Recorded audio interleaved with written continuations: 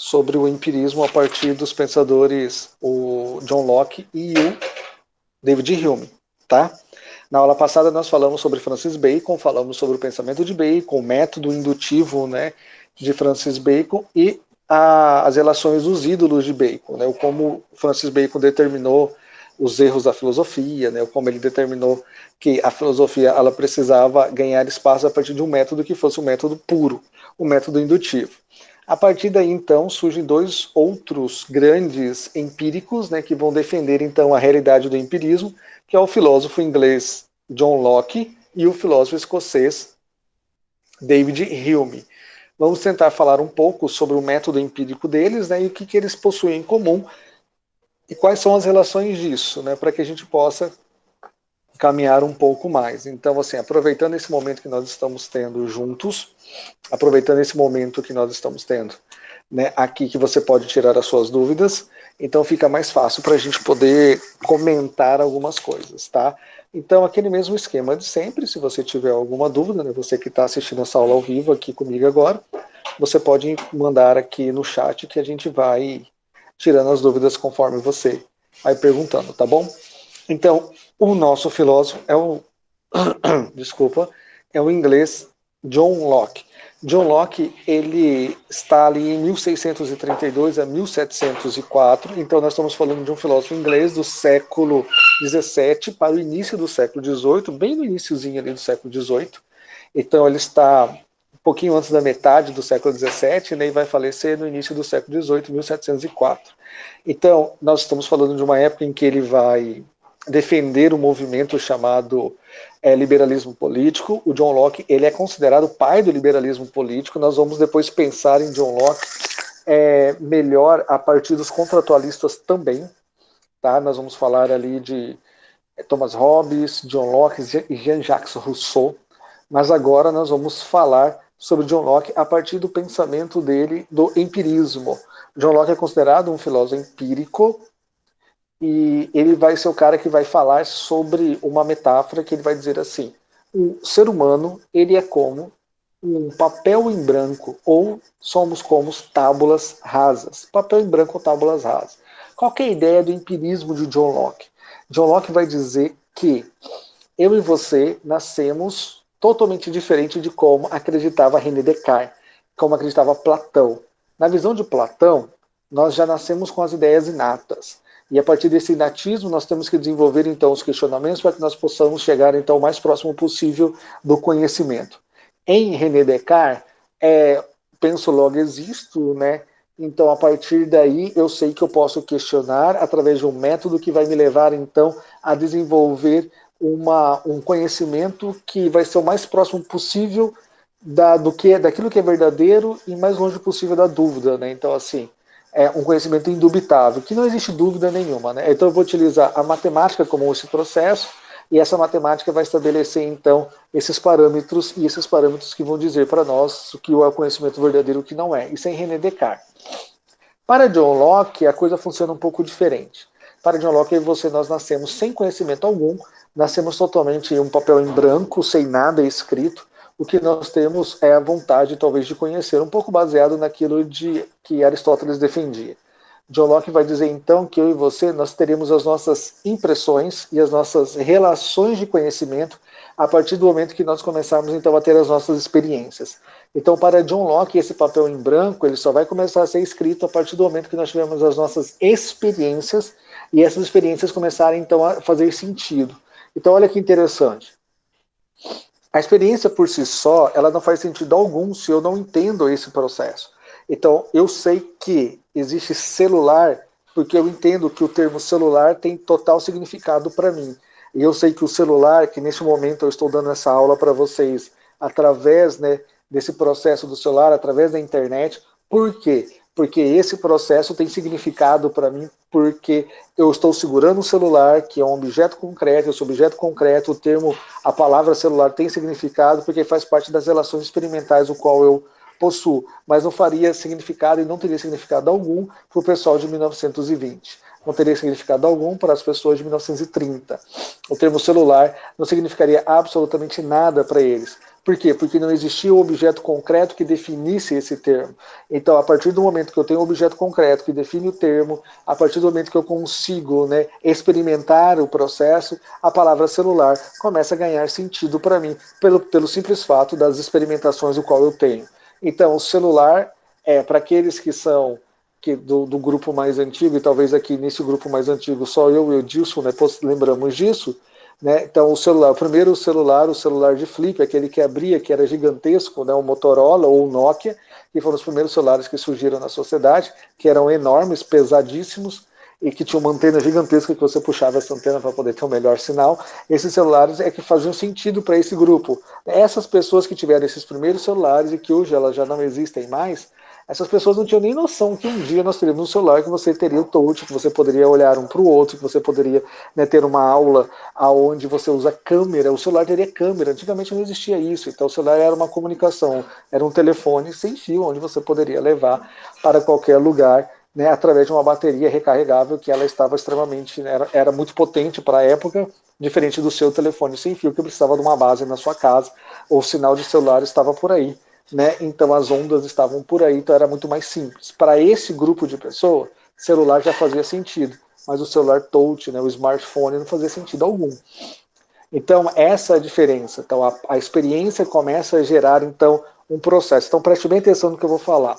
Para John Locke, a reflexão é a fonte de todas as ideias. Para John Locke, a reflexão é a fonte de todas as ideias. Anote essa frase, porque essa frase cai muito em vestibular. O que é a fonte de todas as ideias para John Locke? Para John Locke, a reflexão. De onde surge a reflexão? Da experiência. Então, se nós fôssemos traçar o método de Locke, seria experiência mais reflexão que vai gerar as ideias. A experiência mais a reflexão gera as ideias. E aí ele vai dizer o seguinte, que eu só entendo e eu só tenho o significado das coisas por causa do processo experimental. Porque até então eu era um papel em branco, eu não tinha absolutamente nada e nada poderia definir essa realidade. Então, o que vai acontecer? Experiência, reflexão, ideias. As ideias para John Locke, elas são definidas de duas formas distintas. Como assim, professor? Vão existir as ideias simples e as ideias complexas. E as ideias simples, elas também são definidas em primária e secundária. Então, preste bem atenção. Você tem uma experiência, essa experiência vai gerar uma reflexão, essa reflexão vai gerar uma ideia na visão de John Locke. Essa ideia, no primeiro momento, era uma ideia simples. E essa ideia simples, ela se divide em duas, primária e secundária. No segundo momento, ela vai ser uma ideia complexa.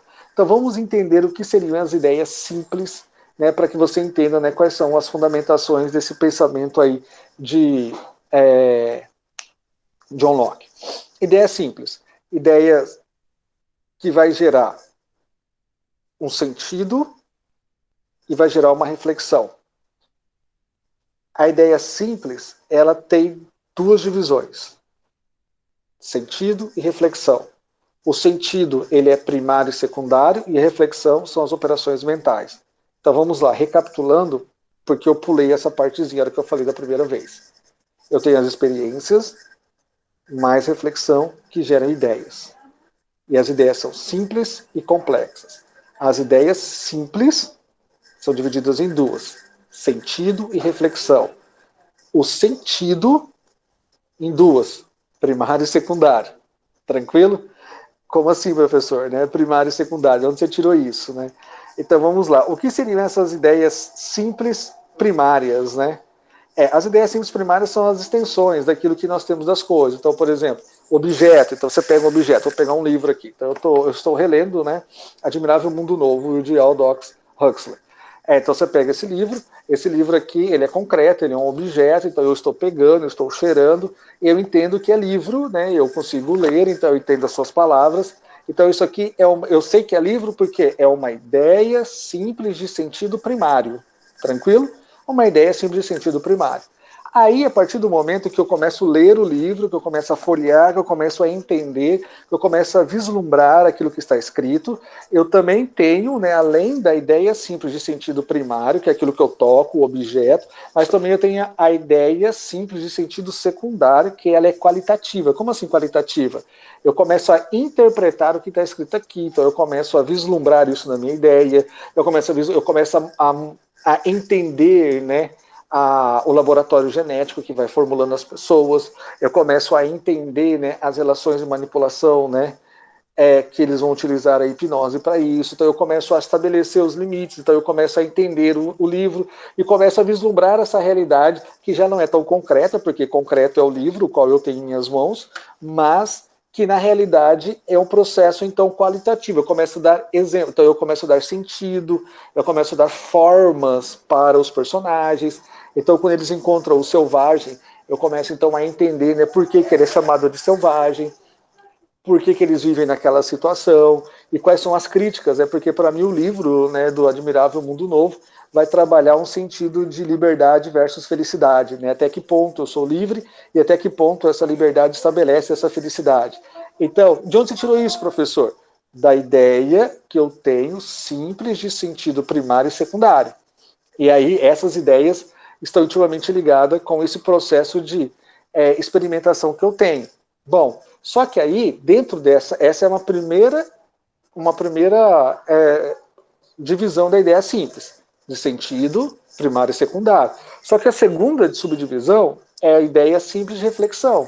E aí o que eu faço? Depois que eu estabeleci todo um processo daquilo que é livro, daquilo que é história, eu sei que é uma distopia, eu entendo essa relação, eu começo a pensar sobre, eu começo a interagir sobre, agora eu faço as operações mentais. O que são as operações mentais? Eu começo a reflexionar tudo aquilo que eu li no livro, tudo aquilo que eu construí na minha mente, todas as experiências que eu passei utilizando e lendo esse livro, com as situações, por exemplo, do cotidiano, as situações que eu tenho vivenciado na estrutura social brasileira de 2020, por exemplo. E aí eu começo a ter, então, umas ideias simples, o quê? De reflexão, e eu começo a entender isso e começo a fazer minhas operações mentais. Falar, então agora eu tenho percepções, eu tenho comparações e agora eu tenho discernimento. Então, se você pudesse definir o que é uma ideia simples de reflexão, são os discernimentos que nós temos a partir das ideias simples de sentido, primário e secundário. Então, eu leio o livro, eu pego o livro, eu tenho os meus sentidos concretos, objetivos, eu entendo esse livro, eu estabeleço essa realidade, a partir daí eu começo a reflexionar isso e começo a ter discernimento. E quando eu vejo atitudes estas que de alguma forma pela sociedade afora, onde nós vivemos, elas começam a trazer à tona, né, essa ideia do livro, então eu começo a fazer comparações e começo a ter discernimentos. Então isso são as ideias simples. Essas ideias simples começam a fazer parte dessa construção. Tranquilo até aqui? Deu para entender as ideias simples, que elas são divididas em sentido e reflexão. O sentido é dividido em primário e secundário, e reflexão são os discernimentos que nós temos do sentido. Deu para entender tranquilo isso aqui? Se você não entendeu, coloca aí no chat que eu te respondo. Se entendido, então, ninguém colocou nada ainda, então vamos para o próximo, que seriam as ideias o quê? Complexas. Então, as experiências que geram reflexão, que geram ideias simples ou complexas. Depois eu passo por todas essas ideias simples, gero as ideias complexas. O que são as ideias simples? O que são as ideias complexas? As ideias complexas são um amaranhado de ideias simples que eu começo, então, a aprofundar esse processo. Então eu vou pegar, por exemplo, tirando o exemplo do livro, agora vamos pegar um outro exemplo. Então eu tenho tempo. Você sabe o que é tempo, né? Tempo é um dispositivo em que determina, né, o momento onde nós estamos.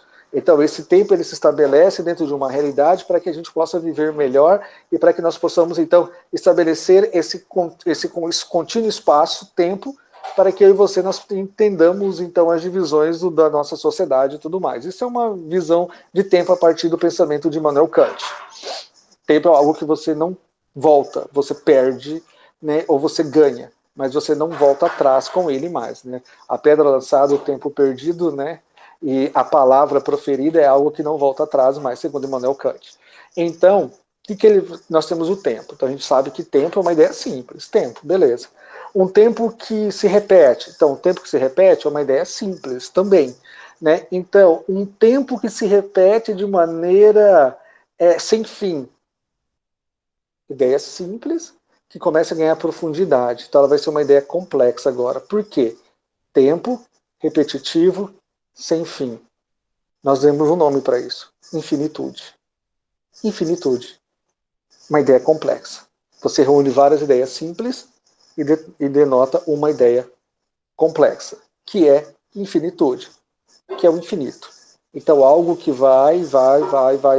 Então, essa é a ideia. A ideia complexa é um processo em que nós temos várias ideias simples e essas ideias simples começam, então, a formular isso para nós. Isso vai gerando, então, conceitos em que eu e você vamos ganhando espaço dentro desse processo. É por isso que, preste bem atenção, para John Locke, a coisa funciona assim também. Preste bem atenção. Como funciona para John Locke? Nós temos, então, as nossas sensações. Sensação, ela vai influenciar os nossos sentidos. Essa sensação que influencia os nossos sentidos vai gerar a nossa impressão. Essas impressões, né, são as experiências e as reflexões que nós temos que vai gerar a nossa ideia. Então, se você pudesse definir o método dele, seria sensação gera os sentidos. Sentidos geram impressões. As impressões são as experiências que nós temos, junto com a reflexão, que vai gerar as ideias. E a partir daí nós começamos a vislumbrar as coisas. Então, uma coisa bem interessante desse modelo é o seguinte, é que eu e você, de alguma forma, somos influenciados também pelas nossas impressões. E essas impressões, elas podem, e com certeza elas são, reflexos de outras impressões. E aí entra o escocês David Hume. O David Hume, que vai estar ali já no século XVIII, 1711 até 1776, ele vai dizer o seguinte, que John Locke estava certo quando ele pensou a ideia de empirismo, quando ele pensou a ideia de um empirismo que está sempre dentro desse processo, que está se renovando, que John Locke estava correto. O problema é que na visão do escocês David Hume, que se eu estou dependendo das minhas impressões, as minhas impressões também podem ser falhas das minhas memórias. Por quê? Então ele vai começar a trazer uma nova ideia de empirismo. Qual é essa nova ideia? Ele vai falar o seguinte, se eu estou atrelado às impressões, e as impressões formulam as minhas ideias, e se as minhas ideias foram formuladas através de impressões pré-concebidas, de impressões que eu já tinha, de impressões previamente estabelecidas? Aí você pergunta, como assim, professor? Então, talvez você tenha uma impressão sobre algo porque você já teve experiências sobre aquilo que já formou a sua ideia sobre aquilo, mas não necessariamente essa ideia previamente formada ela esteja extremamente correta ou extremamente errada. Ele vai dizer o seguinte, então, que as nossas impressões, se nós não dermos a chance das nossas impressões mudarem, nós sempre teremos as mesmas ideias e essas ideias acabam se tornando hábitos. E os hábitos acabam sendo construídos a partir de impressões erradas. Então, assim, a partir de crenças que nós temos com relação a alguma coisa.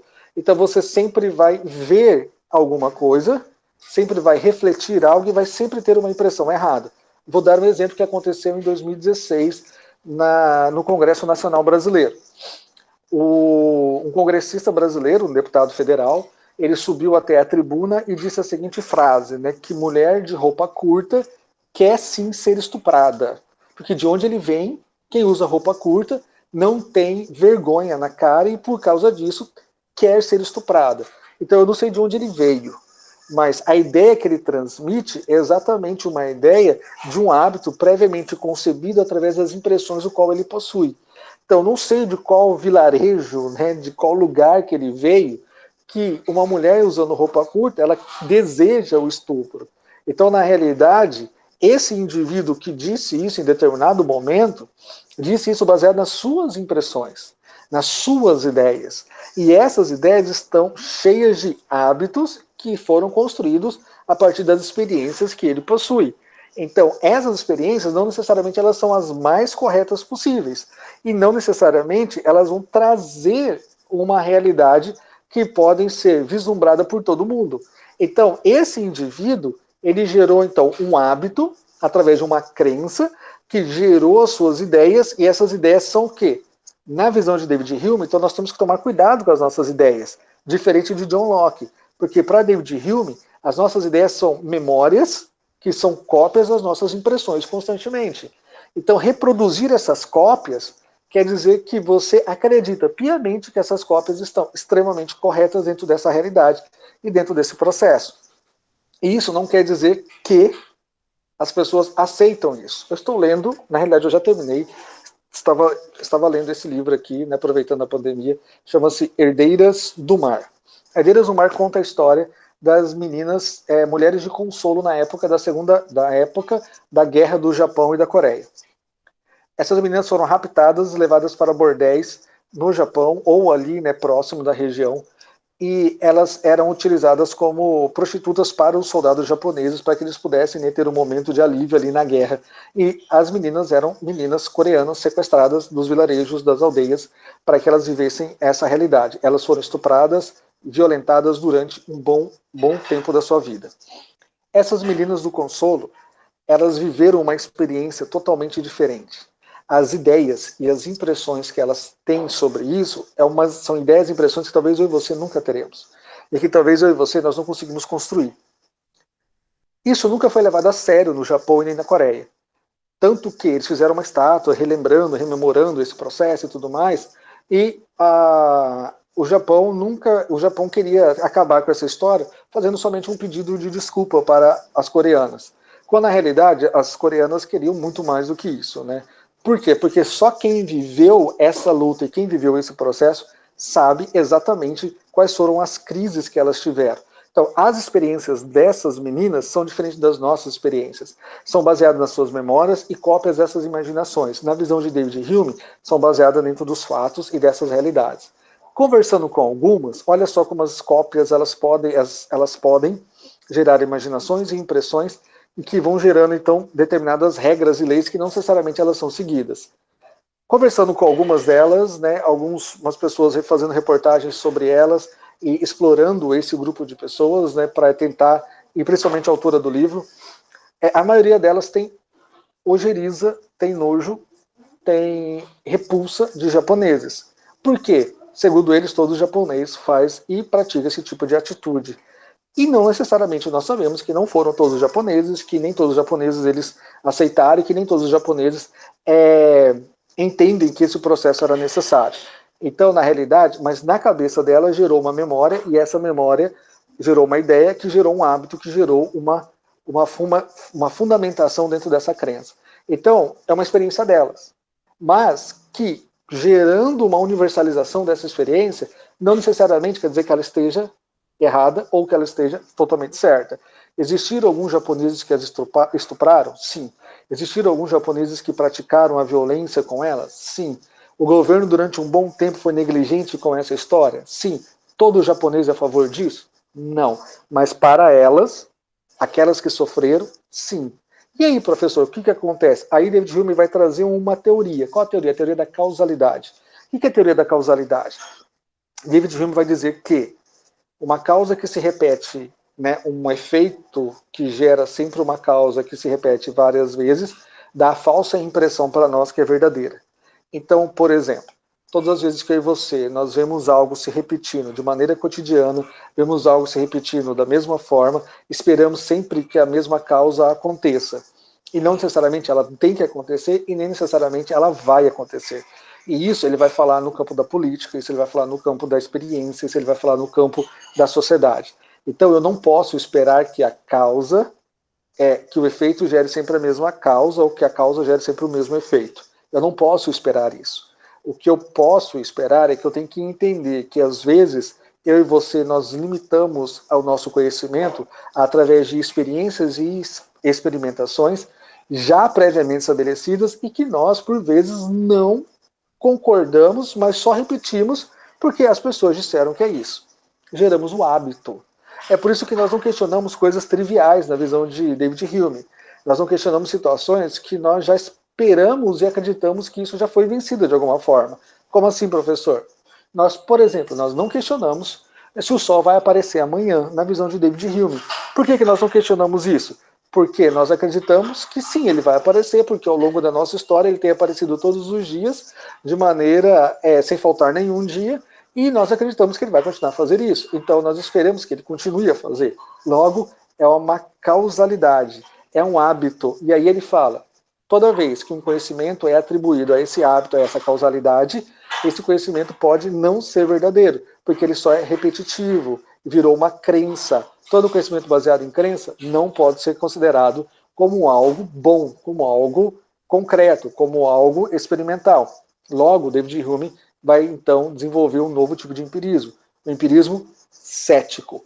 Nem toda experiência comprova a experiência. Nem toda experiência gera o conhecimento e nem toda experiência nos leva então a essa relação de processo. E ele vai dizer que nem toda experiência pode comprovar o processo até mesmo da experiência. Então, você que teve experiências essas e que todas as vezes que você lembra de algo muito ruim ou muito bom que aconteceu na sua vida e o sentimento vem à tona, não quer dizer que para outra pessoa as experiências vão gerar os mesmos sentidos, as mesmas reflexões, as mesmas sensações. Então, quer dizer que essas experiências elas podem ser modificadas e que, por vezes, nós temos que tomar cuidado para não sacramentarmos ou até mesmo universalizarmos algo que não pode ser universalizado, porque está intimamente ligado ao processo do senso comum do indivíduo. Por exemplo, na visão dele, as ideias elas são imagens das nossas impressões. E essas ideias, por serem imagens das nossas impressões, elas estão ligadas às impressões primárias e secundárias. Então, você que teve uma impressão boa ou ruim de determinada situação, boa ou ruim de determinada pessoa, boa ou ruim de determinada literatura, você vai desenvolver esse processo, e esse processo vai gerar conhecimento, e todas as vezes que você falar, então você vai entender. Então, se você leu Admirável Mundo Novo, você teve uma impressão sobre isso, né, que é o livro que eu citei para vocês. E você vai ter essa impressão a partir das reflexões do qual você fez. Só que aí, lembre-se o seguinte, que isso não é a pura verdade, porque é sua impressão, é sua reflexão, é sua ideia sobre. E David Hume vai falar que se você acredita que só a sua ideia é sobre, que só a sua reflexão, que só a sua maneira de pensar, que só a sua maneira de existir está certo sobre Admirável Mundo Novo, então você está gerando um hábito que está baseado numa crença e que você dificilmente vai conseguir desconstruir isso. Isso não é bom, porque isso não traz conhecimento. Conhecimento, ele deve trazer para nós, né, situações em que eu e você nós possamos entender. Voltemos ao exemplo do celular. Por que eu sei o que é o celular? Porque é o conhecimento que eu entendo, é um conhecimento que eu possuo, é um conhecimento que o significado da palavra dá significado ao objeto e dá significado ao processo metafísico, que é aquilo que eu compreendo toda a realidade. Então a experiência do celular faz total sentido para mim, como faz total sentido para você, como faz total sentido para as pessoas que fazem parte desse grupo, dessa geração.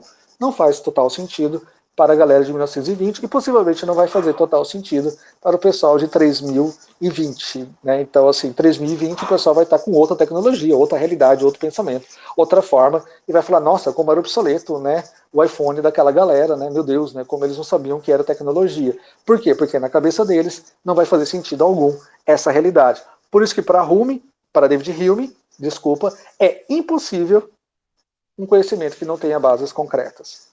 Um conhecimento abstrato é um conhecimento sem base concreta, logo pode ser completamente questionável. Tranquilo até aqui? Alguma dúvida? Pessoal, alguém pode interagir comigo, por favor? Alguma dúvida?